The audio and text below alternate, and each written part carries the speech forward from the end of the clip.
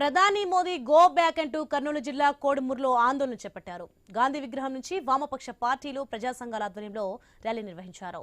విభజన హామీలను వెంటనే అమలు చేయాలని నినాదాలు చేశారు. 2014 ఎన్నికల్లో మోదీ తిరుపతి బహిరంగ సభలో ఇచ్చిన హామీలను ఇంతవరకు అమలు చేయలేదని సిపిఎం నాయకులు గపూర్ మండిపడ్డారు. రాయలసీమ ప్రజలు సాగు, త్రాగునీటి కోల అల్లాడుతున్నారని, పెండింగ్ ప్రాజెక్టులు ఎప్పుడు పూర్తి చేస్తారని ప్రశ్నించారు. జిల్లా ప్రజాప్రతినిధులు మోదీ దృష్టికి తీసుకెళ్లి వెంటనే నిధులు మంజూరు చేయాలని డిమాండ్ చేశారు. రాష్ట్రానికి ద్రోహం చేసిన మోదీకి కర్నూలు రావడానికి అర్హత లేదని విమర్శించారు.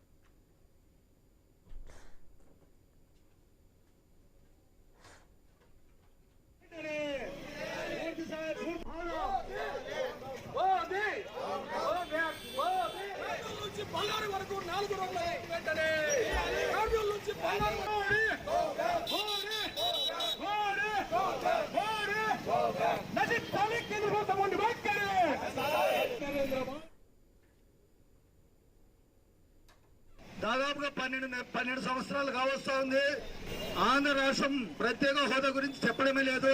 ఎన్నికల సందర్భంగా 2014లో తిరుపతి సభలో ఇదే నరేంద్ర మోడీ బహిరంగ సభ పెడితే ఆంధ్ర రాష్ట్రానికి 5 ఏళ్లు కాదు, 10 సంవత్సరాలు కాదు, 20 సంవత్సరాలు ప్రత్యేక హోదా ఇవ్వాలని చెప్పేసినటువంటి నరేంద్ర మోడీ తిరుపతి వెంకటేశ్వర స్వామి సాక్షిగా కూడా ఇన్ని అబద్ధాలు మాట్లాడుతున్నాడంటే ఈ యొక్క రాష్ట్రం పరిస్థితి ఏమనేది మనం చూస్తాం.